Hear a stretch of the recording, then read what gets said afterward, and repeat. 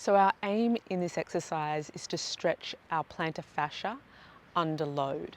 So you want to roll up a towel. You're going to place your toes on that towel so the toes go into a dorsiflex position, but the base of the foot is still on the floor. You can use a ball that is squishy, any ball you got, to squeeze the heels together. So you want to kind of corkscrew your feet into the floor as you come up, okay? So we're winding up the plantar fascia, the calf, and the post tib by squeezing into that ball and then slowly lowering down, okay? You've got 10 to 15 repetitions. As you get strong and the tissue gets stronger, after about 2 weeks, you can come into a single leg position. So you're going to come up on both, and then you're going to slowly lower down on one side.